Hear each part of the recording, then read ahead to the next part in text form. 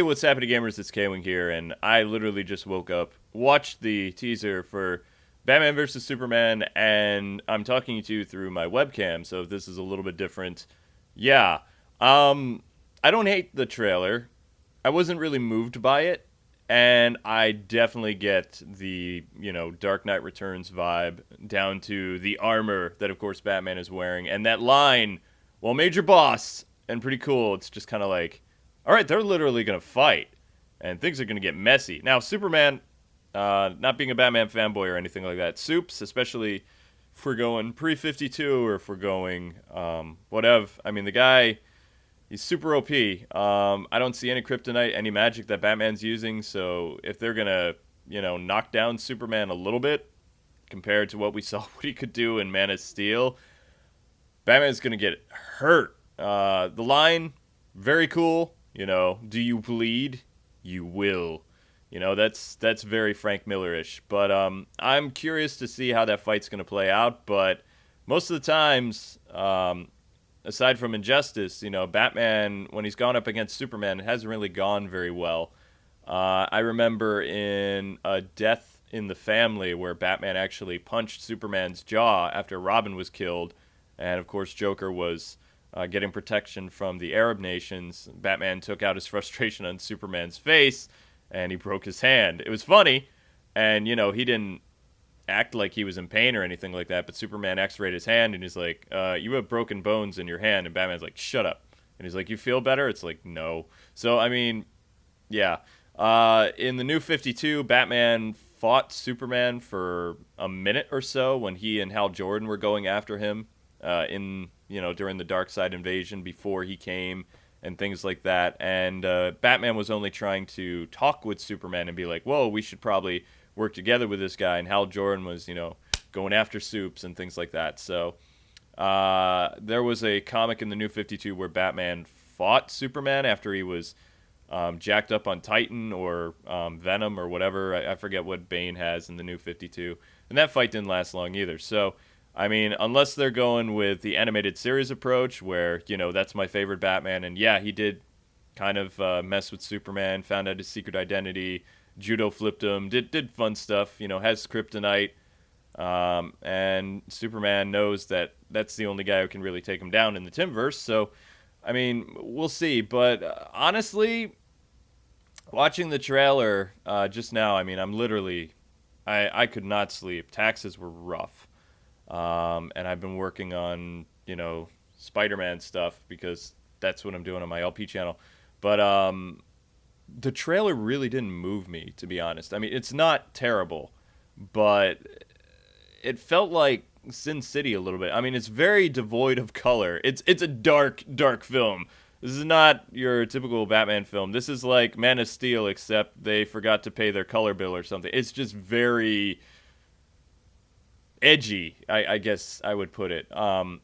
I like DC movies because there's more of a story element. It's just not like, okay, there's going to be lots of fighting and things like that.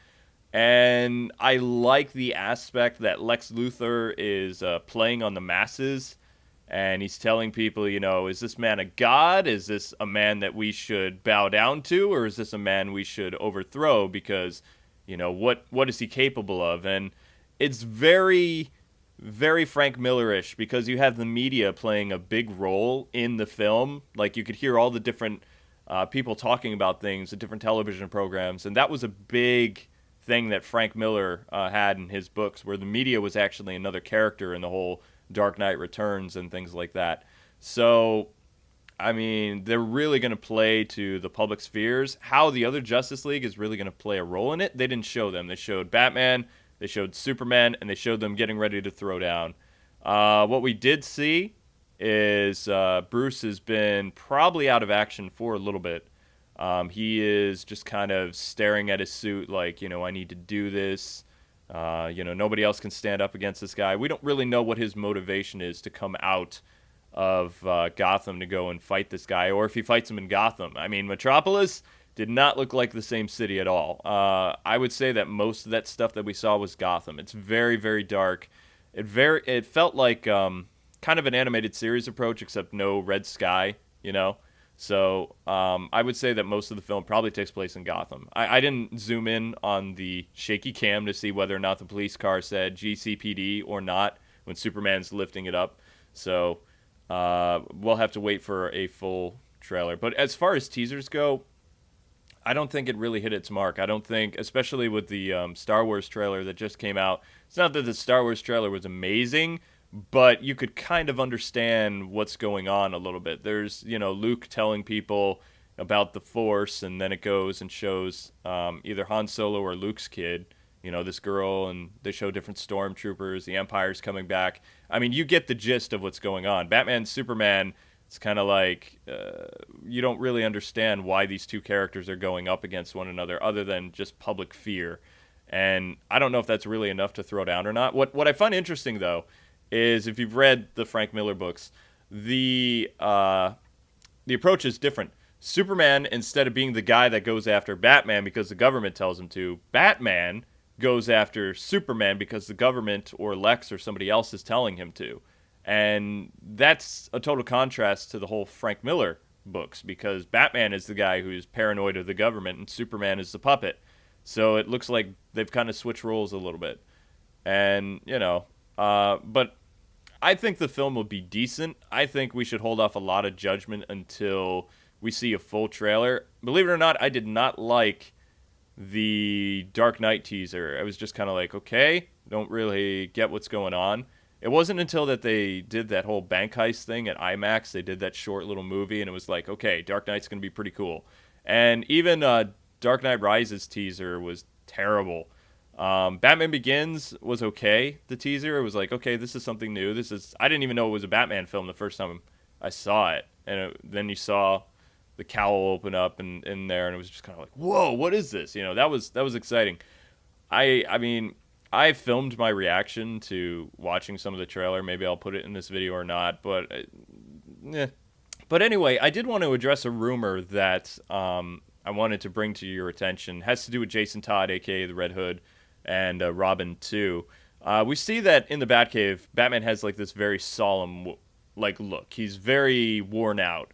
He's much older. He has a lot of experience, but he probably also has a lot of emotional baggage. Now, the rumor is, and I've been talking to the different Batman fan sites for a while because, of who I am and things like that, and I have nothing better to do, but a lot of us have heard leaks that Jason Todd, or at least his costume, is going to appear in the film, which is going to set up an awesome, down-the-road Red Hood movie.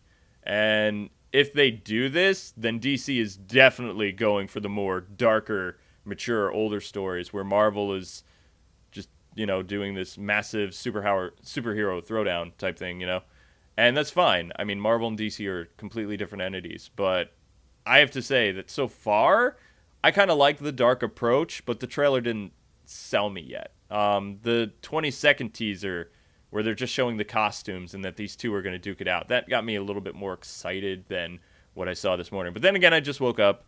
I know a lot of YouTubers are going to be posting their thoughts and things like that, so I thought I would just share. But I have to say, if the Robin costume is in the Batcave and the rumored thing that the new Joker does in the Suicide Squad and Harley having this kind of distance because of how they killed a Robin, I have to say that DC's Batman films are going to be very good because they're going to be using a lot of recent stories, like within the past 10, 15 years, instead of going back and doing origin stories and things like that. Although there will be an origin to Batman kind of in Batman versus Superman, which, yeah, that always happens. But anyway, now I want to hear from all you guys and gals. Maybe some of you have a different opinion than me. Maybe you thought this was amazing. It's not that the film is bad, mind you. We just really don't have that much information. If I can find out things like Dick Grayson and Robin and the Bat Family and more superheroes are in this than we know about, like there's going to be Easter eggs and things like that, yeah, I'll be pretty excited. But from what I saw, it's not just the shaky cam. Everything about Batman sounding like the Reverse Flash and things like that, it's just kind of like, I would not have released this after Star Wars. I think you might steal some of Avengers thunder if you put it on, but I mean, it reminds me of the Avengers trailers. They weren't that good. The films they delivered how they were supposed to, but the trailers are just kind of So, But whatever. Thanks for watching, guys and gals. I know I don't do videos here often, but I'm trying to get back to that. I have tons of Convergence stuff that I've been reading. So if you enjoy these type of little vlog things, very easy for me to do in between editing. I just throw on the webcam and boom, there we go. So have a great rest of your day, and feel free to open the floodgates of discussion. Have a great day, guys. Bye-bye.